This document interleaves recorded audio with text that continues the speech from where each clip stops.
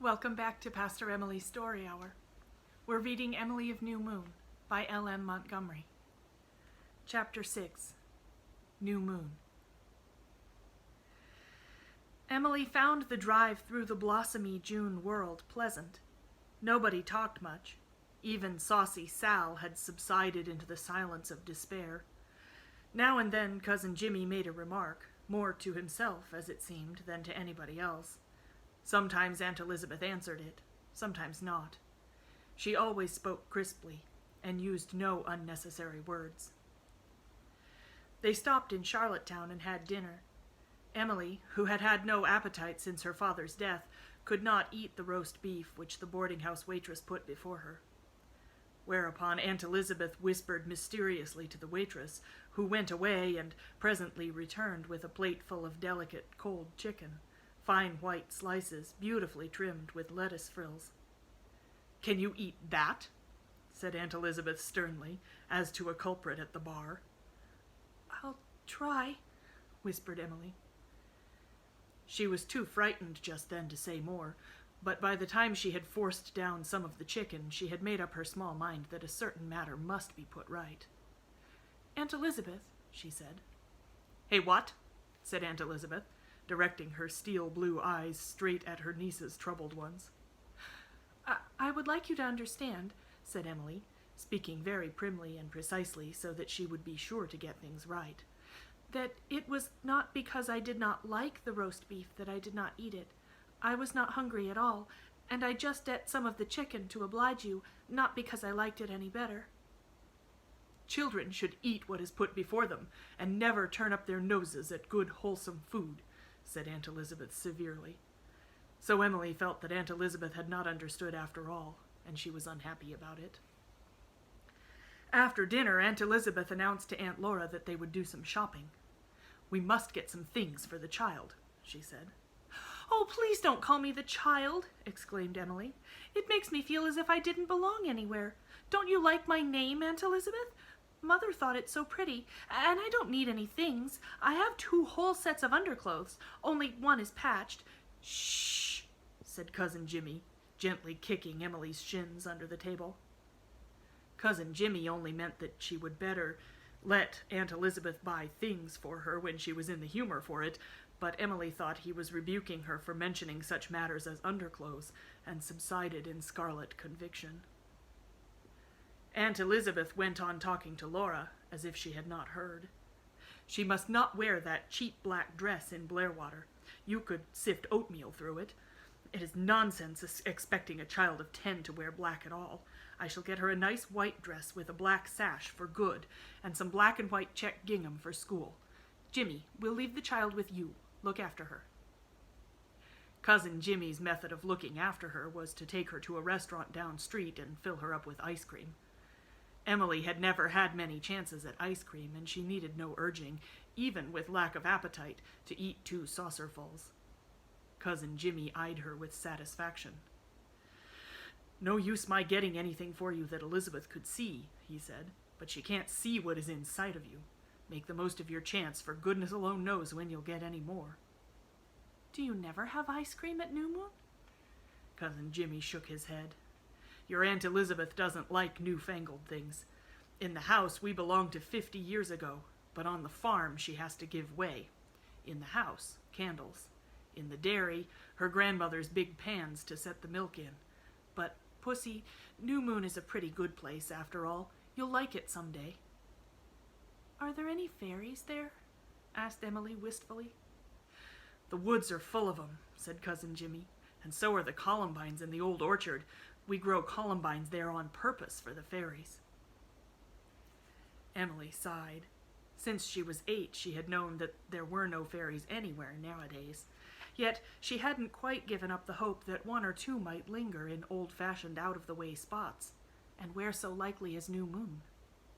"Really, truly fairies?" she questioned. "Why, you know, if a fairy was really, truly, it wouldn't be a fairy," said Cousin Jimmy seriously. "Could it now?" Before Emilie could think this out, the aunts returned, and soon they were all on the road again. It was sunset when they came to Blairwater. a rosy sunset that flooded the long sandy seacoast with color and brought red road and fir-darkened hill out in fleeting clearness of outline. Emilie looked about her in her new environment and found it good. She saw a big house peering whitely through a veil of tall old trees. No mushroom growth of yesterday's birches, but trees that had loved and been loved by 3 generations. A glimpse of silver water glistening through the dark spruces. That was Blairwater itself, she knew. And a tall golden-white church spire shooting up above the maple woods in the valley below. But it was none of these that brought her the flash. That came with the sudden glimpse of the dear, friendly little dormer window peeping through the vines on the roof, and right over it, in the opalescent sky, a real new moon, golden and slender. Emilie was tingling all over with it as Cousin Jimmy lifted her from the buggy and carried her into the kitchen.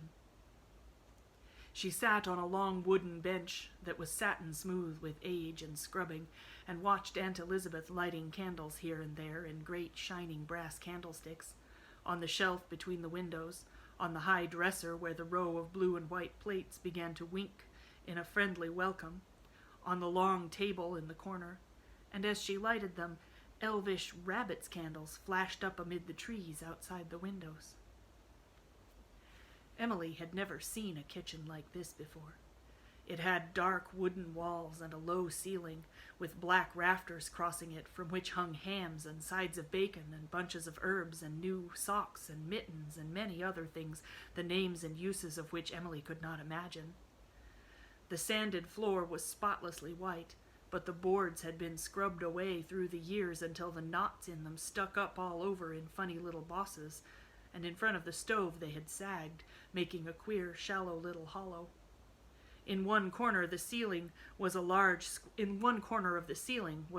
square hole, which looked black and spookish in the candlelight and made her feel creepy. Something might pop down out of a hole like that if one hadn't behaved just right, you know. And candles cast such queer, wavering shadows. Emilie didn't know whether she liked the New Moon kitchen or not. It was an interesting place, and she rather thought she would like to describe it in the old account book, if it hadn't been burned. But Emilie suddenly found herself trembling on the verge of tears. "Cold?" said Aunt Laura kindly. "These June evenings are chilly yet. Come into the sitting room. Jimmy has kindled a fire in the stove there." Emilie, fighting desperately for self-control, went into the sitting room. It was much more cheerful than the kitchen. The floor was covered with gay striped homespun. The table had a bright crimson cloth. The walls were hung with pretty diamond-patterned paper. The curtains were of wonderful pale red damask with a design of white ferns scattered all over them. They looked very rich and imposing and Murray-like. Emilie had never seen such curtains before. But best of all were the friendly gleams and flickers from the jolly hardwood fire in the open stove that mellowed the ghostly candlelight with something warm and rosy golden. Emilie toasted her toes before it and felt reviving interest in her surroundings. What lovely little leaded glass doors closed the china closets on either side of the high, black, polished mantel. What a funny, delightful shadow the carved ornament on the sideboard cast on the wall behind it. What mysteries might lurk behind the chintz-lined glass doors of the bookcase? Books were Emilie's friends wherever she found them. She flew over to the bookcase and opened the door, but before she could see more than the backs of rather ponderous volumes, Aunt Elizabeth came in with a mug of milk and a plate whereon lay 2 little oatmeal cakes. "Emilie," said Aunt Elizabeth sternly, "shut that door. Remember after this that you are not to meddle with things that don't belong to you." I thought books belonged to everybody," said Emilie. "Ours don't," said Aunt Elizabeth, contriving to convey the impression that New Moon books were in a class by themselves. "Here is your supper, Emilie. We are all so tired that we are just having a lunch. Eat it, and then we will go to bed." Emilie drank the milk and worried down the oatcakes, still gazing about her. How pretty the wallpaper was, with the garland of roses inside the gilt diamond. Emilie wondered if she could see it in the air. She tried. Yes, she could. There it hung, a yard from her eyes, a little fairy pattern, suspended in mid-air like a screen. Emilie had discovered that she possessed this odd knack when she was 6. By a certain movement of the muscles of her eyes, which she could never describe, she could produce a tiny replica of the wallpaper in the air before her, could hold it there and look at it as long as she liked, could shift it back and forth to any distance she chose, making it larger or smaller as it went further away or came nearer. It was one of her secret joys when she went into a new room anywhere to see the paper in the air, and this new moon paper made the prettiest fairy paper she had ever seen. "What are you staring at nothing in that queer way for?" demanded Aunt Elizabeth, suddenly returning. Emilie shrank into herself. She couldn't explain to Aunt Elizabeth. Aunt Elizabeth would be like Ellen Green and say she was crazy. I wasn't staring at nothing." "Don't contradict. I say you were," retorted Aunt Elizabeth. "Don't do it again. It gives your face an unnatural expression. Come now, we will go upstairs. You are to sleep with me." Emilie gave a gasp of dismay. She had hoped it might be with Aunt Laura. Sleeping with Aunt Elizabeth seemed a very formidable thing, but she dared not protest. They went up to Aunt Elizabeth's big, somber bedroom, where there was dark, grim wallpaper that could never be transformed into a fairy curtain, a high black bureau, topped with a tiny swing mirror, so far above her that there could be no Emilie in the glass, tightly closed windows with dark green curtains, a high bedstead with a dark green canopy, and a huge, fat, smothering feather bed with high, hard pillows. Emilie stood still, gazing about her. "Why don't you get undressed?" asked Aunt Elizabeth. I don't like to undress before you," faltered Emilie. Aunt Elizabeth looked at Emilie through her cold, spectacled eyes. "Take off your clothes at once," she said. Emilie obeyed, tingling with anger and shame. It was abominable taking off her clothes while Aunt Elizabeth stood and watched her. The outrage of it was unspeakable. It was even harder to say her prayers before Aunt Elizabeth. Emilie felt that it was not much good to pray under such circumstances. Father's God seemed very far away, and she suspected that Aunt Elizabeth's was too much like Ellen Green's. "Get into bed," said Aunt Elizabeth, turning down the clothes. Emilie glanced at the shrouded window. "Aren't you going to open the window, Aunt Elizabeth?" Aunt Elizabeth looked at Emilie as if the latter had suggested removing the roof. "Open the window and let in the night air!" she exclaimed. "Certainly not." "Father and I always had our window open," cried Emilie. "Well, no wonder he died of consumption," said Aunt Elizabeth. "Night air is poison." What air is there at night but night air?" asked Emilie. "Emilie," said Aunt Elizabeth icily, "get into bed." Emilie got in. But it was utterly impossible to sleep, lying there in that engulfing bed that seemed to swallow her up, with that cloud of blackness above her and not a gleam of light anywhere, and Aunt Elizabeth lying beside her, long and stiff and bony. "I feel as if I was in bed with a griffin," thought Emilie. Oh, I'm going to cry. I know I am." Desperately and vainly she strove to keep the tears back, but they would come. She felt utterly alone and lonely there in that darkness, with an alien, hostile world all around her, for it seemed hostile now. And there was such a strange, mysterious, mournful sound in the air, far away, yet clear. It was the murmur of the sea, but Emilie did not know that, and it frightened her. Oh, for her little bed at home! Oh, for Father's soft breathing in the room! Oh, for the dancing friendliness of well-known stars shining down through her open window! She must go back. She couldn't stay here. She would never be happy here. There wasn't any back to go to, though. No home, no father. A great sob burst from her. Another followed, and then another. It was no use to clench her hands and set her teeth and chew the inside of her cheeks. Nature conquered pride and determination and had her way. "What are you crying for?" asked Aunt Elizabeth. To tell the truth, Aunt Elizabeth felt quite as uncomfortable and disjointed as Emilie did. She was not used to a bedfellow. She didn't want to sleep with Emilie any more than Emilie wanted to sleep with her, but she considered it quite impossible that the child should be put off by herself in one of the big, lonely new moon rooms, and Laura was a poor sleeper, easily disturbed. Children always kicked, Elizabeth Murray had heard. So there was nothing to do but take Emilie in with her, and when she had sacrificed comfort and inclination to do her unwelcome duty, this ungrateful and unsatisfactory child was not contented. "I asked you what you were crying for, Emilie," she repeated. "I'm homesick, I guess," sobbed Emilie. Aunt Elizabeth was annoyed. "A nice home you had to be homesick for," she said sharply. It wasn't as elegant as New Moon," sobbed Emilie, "but Father was there. I guess I'm father sick. Aunt Elizabeth, didn't you feel awfully lonely when your father died?" Elizabeth Murray involuntarily remembered the ashamed, smothered feeling of relief when old Archibald Murray had died, the handsome, intolerant, autocratic old man who had ruled his family with a rod of iron all his life and had made existence at New Moon miserable with the petulant tyranny of the 5 years of invalidism that had closed his career.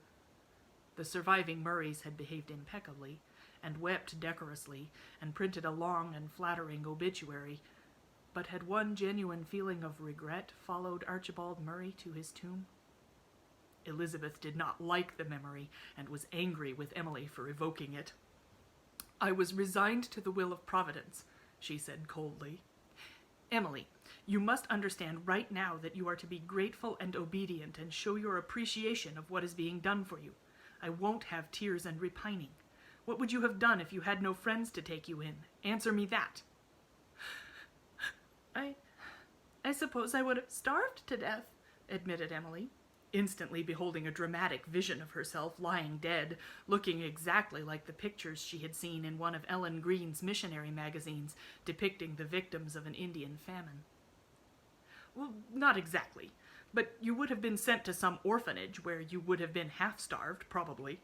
You little know what you have escaped. You have come to a good home where you will be cared for and educated properly."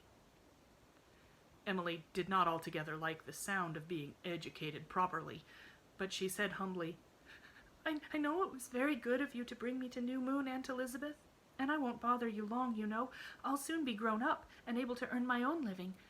What do you think is the earliest age a person can be called grown up, Aunt Elizabeth?" "You needn't think about that," said Aunt Elizabeth shortly. "The Murray women have never been under any necessity of earning their own living. All we require of you is to be a good and contented child, and to conduct yourself with becoming prudence and modesty." This sounded terribly hard. "I will be," said Emilie, suddenly determining to be heroic, like the girl in the stories she had read. "Perhaps it won't be so very hard after all, Aunt Elizabeth." Emilie happened at this point to recall a speech she had heard her father use once, and thought this a good opportunity to work it in.